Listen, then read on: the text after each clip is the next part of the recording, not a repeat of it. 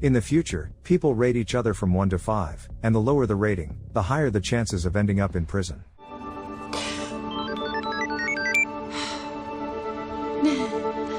A girl named Lacey Pound lives in a future world where people rate each other on a scale of 1 to 5 after any interaction. Those who receive high ratings can afford a much more comfortable life than those with low ratings. One day, Lacey finds a way to boost her rating, but things don't go as planned. In the morning, during her run, Lacey keeps giving everyone she knows 5 stars, hoping they'll return the favor. Her current rating is 4.2, and she is obsessed with high scores, which open up new opportunities and elevate her social status. Returning home, where she lives with her brother Ryan, Lacey practices a friendly smile and pleasant laugh in front of the mirror to appeal to others. Special sensors in her eyes allow everyone to see each other's ratings instantly. Ryan, on the other hand, is much less concerned about his rating, which is only 3.7, and simply enjoys life. Lacey reminds him that they have to move out soon since their lease expires in 4 weeks, and asks him to dress more appropriately for their meeting with potential buyers of their home. Later, Lacey heads to a cafe, where all the patrons are preoccupied with rating each other. She orders coffee and a cookie, and she and the barista exchange 5-star ratings. Sitting at a table, she tries her order and doesn't like it at all.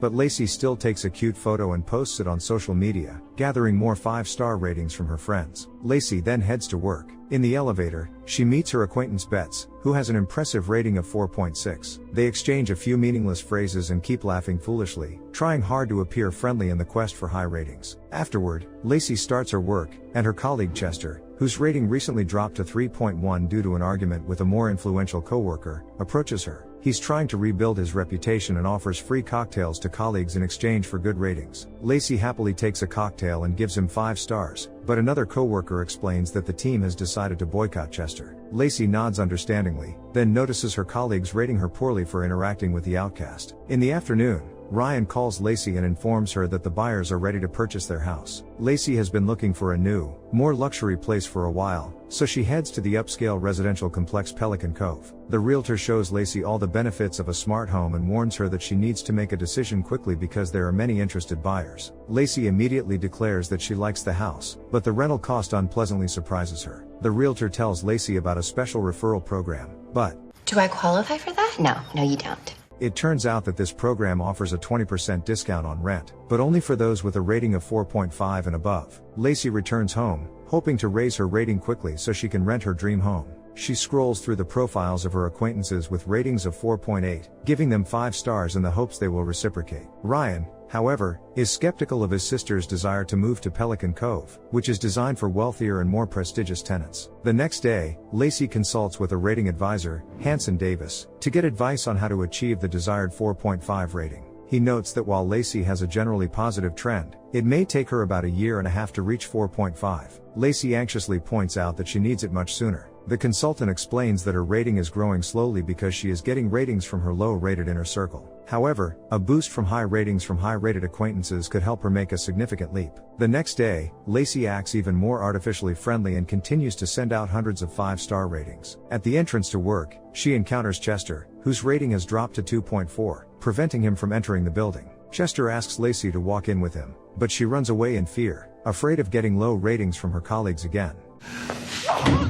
In the elevator, she runs into Bets again and tries her best to be positive, offering her croissant. Bets politely declines and gives Lacey only 3 stars. Upset, Lacey contacts Davis again, who advises her not to overextend herself to please everyone, as high raters can sense insincerity and don't respect such behavior. He suggests she be herself and perform genuine acts, then abruptly ends the call before Lacey can ask another question. After some thought, Lacey takes a photo of her old toy, Mr. Rags, which she made as a child with her friend Naomi, and posts it on her profile. Naomi, who has a 4.8 rating and whom Lacey hasn't spoken to in a long time, immediately reacts with a 5-star rating. That evening, Lacey cooks a strange dish from an internet recipe and accidentally stains her shirt. Suddenly, Naomi video calls her. Panicking, Lacey looks for something to cover the stain, then puts on a casual face and answers the call. The former friends express their happiness to see each other. Naomi shares that she is getting married soon and shows off her stunning engagement ring. She says the wedding will take place at the groom's family estate and that she wants Lacey to be a bridesmaid. Lacey can't believe it, as Naomi now socializes exclusively with a high-rating crowd. Naomi explains that seeing the toy photo reminded her of their childhood, and she decided her old friend must be at her wedding. She asks Lacey to prepare a speech and promises to send the guest list and bridesmaid dress. Lacey is overjoyed,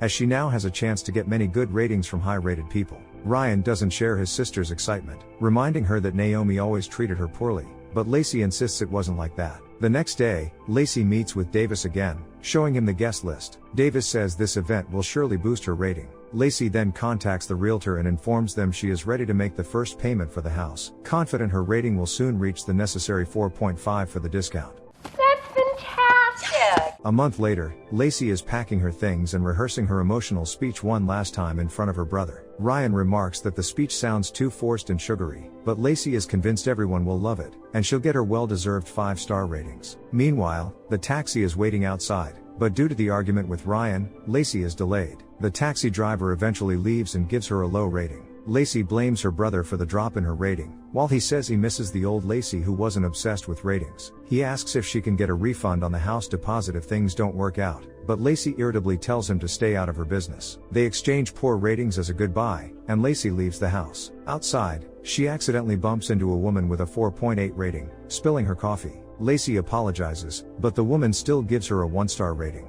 Finally, Lacey gets into a new taxi and heads to the airport. Soon, Naomi calls, and Lacey greets her with excited joy.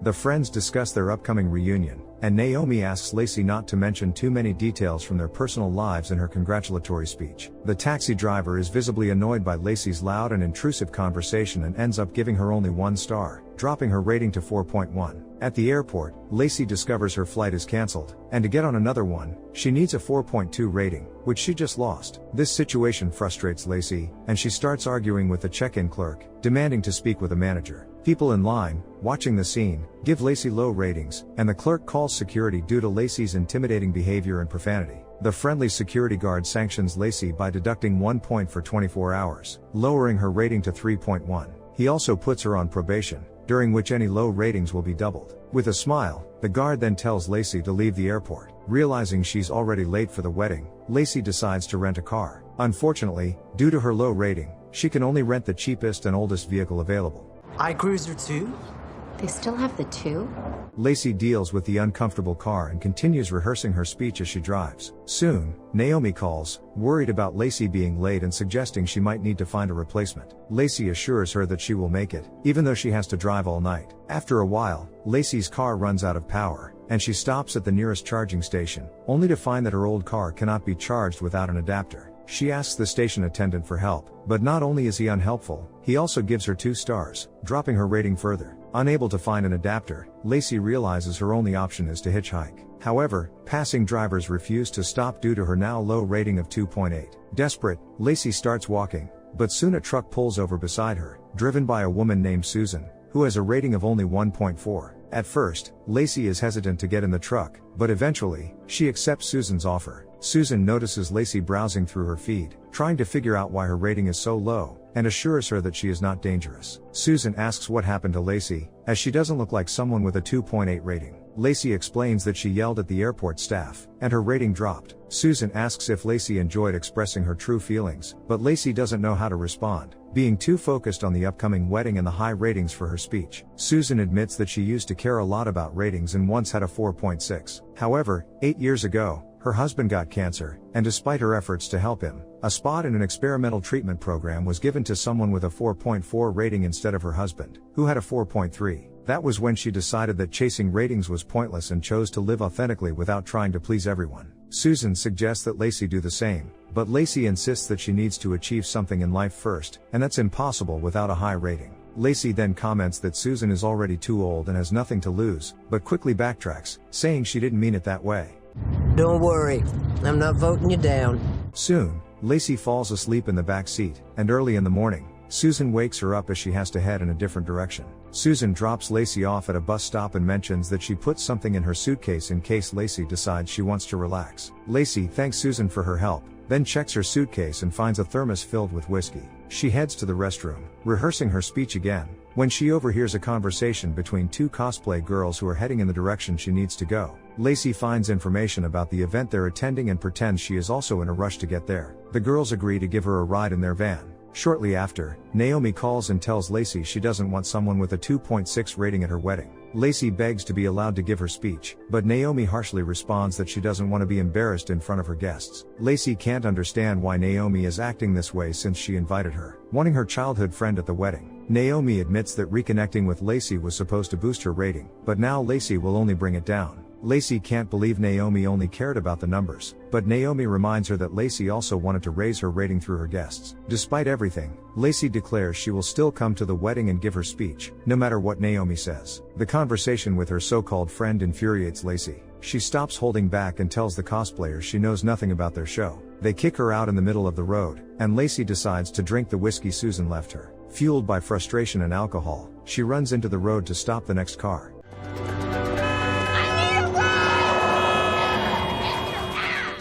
Of course, nobody wants to deal with a somewhat unstable girl with a low rating, but in the end, she manages to borrow a four-wheeled motorcycle from a guy. Meanwhile, the wedding ceremony is in full swing, and all the guests are continuously giving the newlyweds top marks. Lacey arrives at the estate but finds out they only allow entry with a rating of at least 3.8. So, she decides to sneak into the ceremony another way and accidentally falls into a huge mud puddle on the way. Lacey changes into the bridesmaid's dress, all dirty with smeared makeup and messy hair, and shows up at the wedding. She finally delivers her speech, which, of course, is far from what she had prepared. Shocked guests rate Lacey with only 1 star, and her rating drops below 1. She continues to tell the truth about her relationship with Naomi but also claims that she has always dreamed of being like her successful and beautiful friend. When the groom and guests try to take her away, she grabs a knife and starts threatening them, but suddenly, at that moment, security approaches her and forcefully escorts her out of the event, then delivers her to the police. There, they remove the eye sensors that allowed her to read information about others, and they lock her up in a cell. Soon, she notices a man in the cell opposite hers and out of habit. She wants to know his rating, but she can't see it anymore. Lacey asks why he's staring at her, and the man declares that he doesn't like her and can do whatever he wants anyway. They start cleverly insulting each other, and eventually, they both feel joy from the long-awaited freedom. What would you do if you were in the hero's place? Would you worry about your rating or would you not hide your true feelings? Share your thoughts in the comments below, hit the like button and subscribe to the channel. See you in the next videos.